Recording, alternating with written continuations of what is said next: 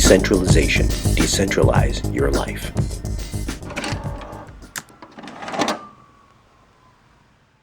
Welcome to Decentralization Sunday. I am the American curmudgeon, and you know what decentralization means. It means, yes, playing stuff that is not hooked up to the internet, not data mined by any corporation, and no one's making any money except for some poor sap who's running a store down the fucking street, used record store, and it just goes in their pocket, and I like that. I don't even give a fuck if the band makes any money. Sorry, fools.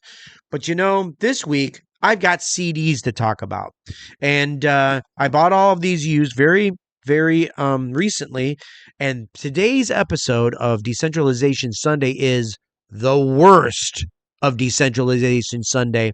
And I've got three CDs, and one of them has the word 3 in the title, of, let's just say that I bought them with some expectations, and they are fucking thumbs down. Sit down, Waldo. They are fucking awful. Let's get right into it. This is from a little-known band from England. They were pretty big. They had a song, something about getting on a bunch of stairs going up there to heaven.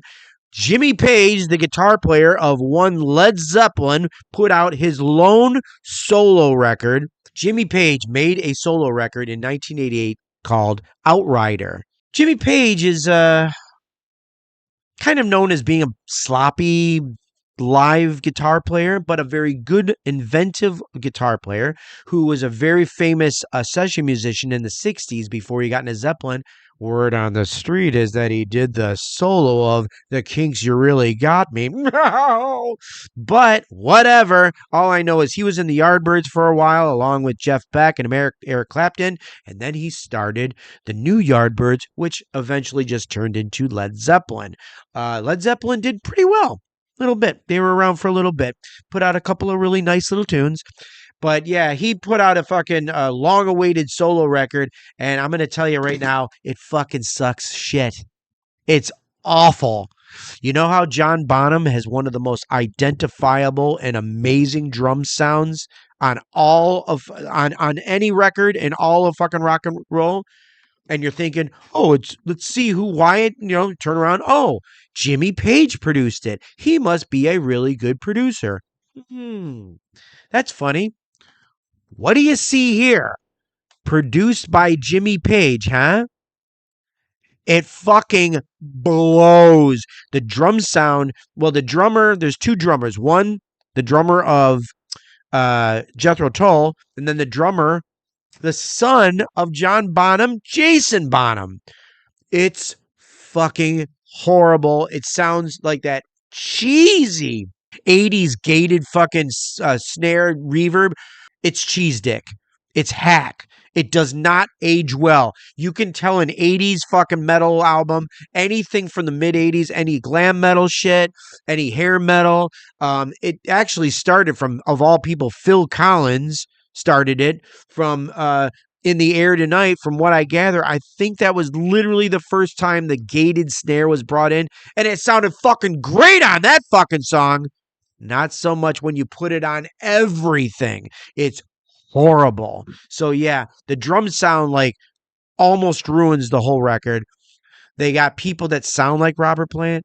Robert Plant did a fucking song that's garbage. That's the problem. There's no good songs on it. There's one song, that's it. It's called Wasting My Time. It's the first fucking song, and the rest of the album is wasting my time. Oh yeah, right. Yeah. So yeah, it's an awful record. So would not recommend, even for the big price of 100 pennies. That's right, $1. I only paid $1 for it, and I still feel like I was ripped off. Okay, let's get on to the next one. Another band that was kind of big, a little bit. You might have heard of them. 4 men that dressed as monsters and had comic books. Yes, they were originally supposed to be called Fuck. They're called Kiss. And lead singer, sex symbol, Mr. Paul Stanley, put out his solo record, as they all did in the 70s. You know what? There's a difference between bad, good. You know, the whole thing, it's so bad, it's good. Like, it's fucking like Ed Wood movies, or, like certain records. It's like, it's so fucking bad. It's like I love listening to it. Gene Simmons solo album is so bad it's good. I love that record.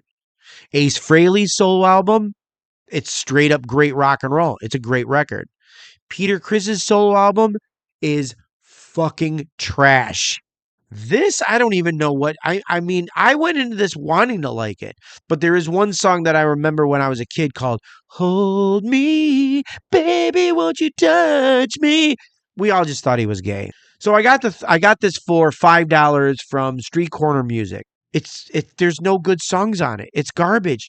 Dude, you wrote Love Gun. You wrote I Stole Your Love. Paul Stanley's written some really great riffs. He wrote the song God of Thunder, and when they went in to fucking record it for the album Destroyer, the producer, Bob Ezrin, goes, I think this song is good, but Gene should sing it because it's like it seems more like Gene. Gene didn't write God of Thunder. Paul did. Is God of Thunder a good song? Yes. This album fucking sucks. And believe me, when I'm in my car, I give it the car test. I drive around and I play it really fucking loud. And I just was like, this is garbage. This is lame. These songs are not memorable. They're cheesy. Cheesy really is what it is. I mean, it's like if you're listening to it and it's giving you the douche chills and you're like, dude, why did you write that? Like, why didn't anybody like go, you know what? Gay. Can we not do that? Let's do something else. You know, like some people need producers. It sucks. So sorry, Jimmy Page, Paul Stanley.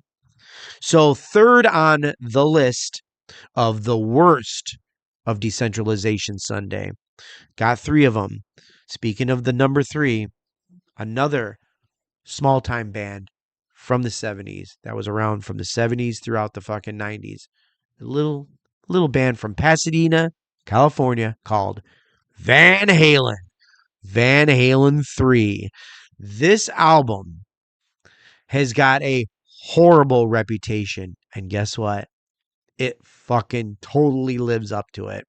First of all, I think it was kind of meant to be an Eddie Van Halen solo record. I think he played like half the drums on the record. And Alex Van Halen is not known for being a bad drummer. He's a monster. I think his snare sound is just as good as Bonham's snare sound, if not even a little bit better. This album, the production, the mix, the songs, lack thereof. Guess who they got to sing on this fucking piece of turd?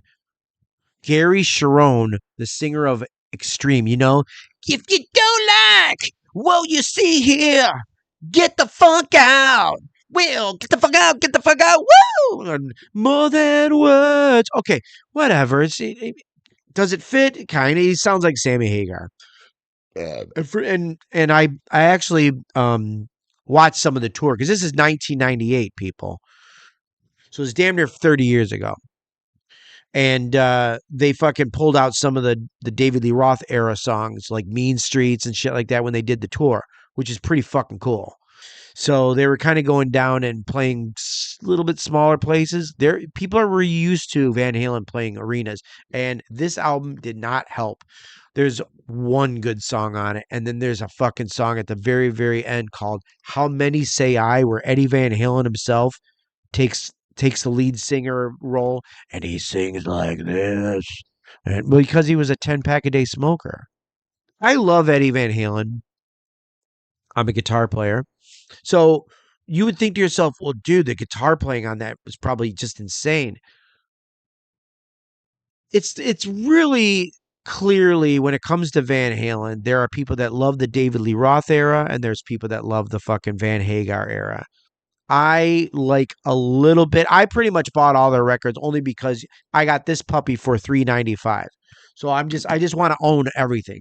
Like I'll hate listen to something just to be like, because I like to just know what the fuck happened. Because I heard how bad this record was, and I just was like, how bad was it? Well, wow, really bad. So to wrap up this segment of Decentralization Sunday, you got Jimmy Page, solo record, garbage. Paul Stanley, solo record, garbage. Van Halen 3, basically an Eddie Van Halen solo record, Garbage. Okay, what do we see here? Maybe people shouldn't make solo records. I don't know. But there you go, Decentralization Sunday, and I will see you later with more hate.